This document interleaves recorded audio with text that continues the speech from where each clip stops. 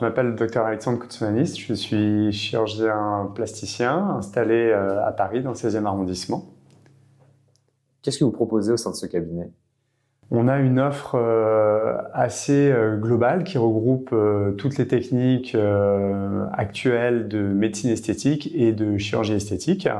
On a un cabinet qui a finalement deux secteurs. Un secteur réservé à la consultation de chirurgie plastique, reconstructrice et esthétique, où globalement on traite les demandes attenantes à toute demande pour le visage, pour le corps, relevant d'une réponse chirurgicale, que ce soit en chirurgie esthétique pure ou bien en chirurgie reconstructrice. Et on a une deuxième partie du cabinet qui va davantage se focaliser sur toute la partie médecine esthétique, médecine douce, avec des technologies modernes. À qui s'adressent vos soins? Peuvent s'adresser vraiment à tout le monde, quel que soit l'âge, quel que soit le sexe. On traite les demandes les plus courantes sont des demandes plutôt anti-âge ou qualité de peau. On collabore d'ailleurs avec une dermatologue qui parfois peut nous aider dans certains diagnostics un peu plus pointus. Voilà. Au sein du cabinet, vous êtes combien de médecins du coup? On est deux médecins chirurgiens plasticiens et une dermatologue. Qu'est-ce qui va être les soins les plus demandés? En médecine esthétique, les soins les plus demandés relèvent surtout du traitement anti-âge, donc ça va être la correction des signes de vieillissement de la peau ou de l'affaissement du visage. Donc ça va être des soins comme de la mésothérapie, comme des injections d'acide hyaluronique, comme des injections de Botox, mais également tout ce qui est soins non invasifs, type peeling, type radiofréquence, type ultrason focalisé. En termes de patientèle, on va être surtout sur des femmes. Sur quelle catégorie d'âge? Alors c'est vrai que caricaturalement, on a l'impression d'avoir affaire à une patientèle plutôt féminine et plutôt d'un certain âge. C'est absolument faux. On a vraiment de nos jours une patientèle qui concerne tout le monde. On a de plus en plus d'hommes. On a également des jeunes qui s'intéressent à des soins qui leur est propre parfois, comme des injections qui peuvent être plus sur de la volumétrie ou plus sur du préventif, et des soins aussi en médecine esthétique qui peuvent aussi concerner le préventif. Les gens n'acceptent plus vraiment de vieillir comme avant. Avant, on vieillissait et puis quand on avait vraiment des signes importants, on se les faisait corriger. Aujourd'hui, il y a vraiment tout un pan de la médecine préventive et régénérative qui s'ouvre et qui s'adresse à une patientèle aussi un peu plus jeune. Sur les clients masculins, qu'est-ce qu'ils vont vous demander? Alors, on a de plus en plus d'hommes. Caricaturalement, il y a 30 ans, c'était moins de 4% de la patientèle. Aujourd'hui, c'est presque un quart. Les hommes ont, pour certaines demandes, un véritable partage des complexes avec les femmes, notamment tout ce qui est anti-âge, rajeunissement facial, mais également correction de la silhouette. Donc on a forcément des demandes équivalentes comme chez les femmes de rajeunissement du visage, pour les paupières, pour les rides qui apparaissent, pour faire du préventif aussi, et également pour rajeunir le reste du visage et du cou avec des liftings cervico-faciaux. Pour la silhouette, toutes les demandes de la silhouette partagées avec les femmes, des lipoaspirations, des plasties abdominales, des plasties thoraciques. Les hommes sont de plus en plus demandeurs. Ensuite, on va avoir également des demandes qui sont propres aux hommes, essentiellement la demande du cheveu. Ça commence par de la médecine esthétique, éventuellement des injections de mésothérapie, de PRP, d'exosomes, des traitements médicamenteux aussi qui sont efficaces, et bien sûr à la fin, quand on n'a plus le choix, de la greffe de cheveux. Et ça, c'est une demande forcément typiquement masculine, même si, attention, la greffe de cheveux peut, dans certains cas, s'adresser aussi aux femmes. Et qu'est-ce qui va être justement les demandes spécifiquement féminines? Demandes spécifiquement et propres aux femmes, ça va essentiellement concerner forcément la chirurgie mammaire, par définition, certaines chirurgies génitales, et puis, je dirais, une sensibilité différente. C'est-à-dire que dans un traitement de lipoaspiration, un traitement de la silhouette, les femmes et les hommes vont avoir des sensibilités de demande un tout petit peu différentes. Les femmes sont beaucoup plus dans avoir des courbes très affinées, parfois même modifiées, alors que les hommes, on bête et méchant, on enlève l'excès graisseux et globalement ça convient.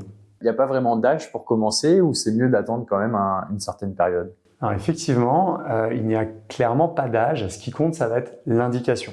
À partir du moment où on a une problématique qui se pose, indépendamment de l'âge, si on a une réponse à apporter pour du curatif ou du préventif, cette réponse peut être adaptée.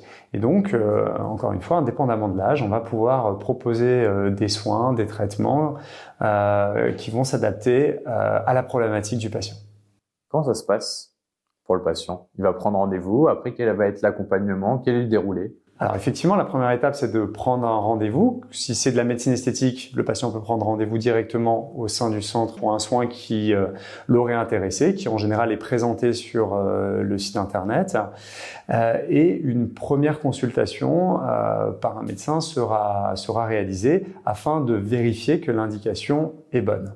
La deuxième option, c'est de prendre rendez-vous directement avec le chirurgien pour, on va dire, un diagnostic un peu plus global, pour envisager pas seulement une réponse en médecine esthétique, mais une réponse un peu plus globale, qui parfois peut relever dans certains cas de la chirurgie. Et le chirurgien va apporter une réponse, ou plutôt des réponses, des solutions, des options qui vont être présentées au patient. Le patient pourra prendre le temps d'y réfléchir et de choisir. Quand on commence la chirurgie, on entend souvent qu'il faut recommencer tous les ans. Alors, c'est pas forcément vrai. Une réponse chirurgicale, si on prend un exemple d'un lifting cervico-facial pour rajeunir le visage, on a une durée du résultat d'une bonne dizaine d'années.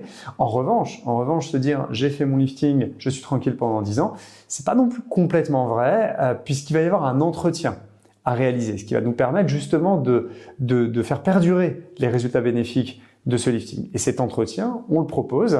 Alors, il passe par plein de choses, hein. Il peut passer par des crèmes, il peut passer par des soins, il peut passer par un peu de radiofréquence de temps en temps, il peut passer par quelques petites injections pour pérenniser les résultats.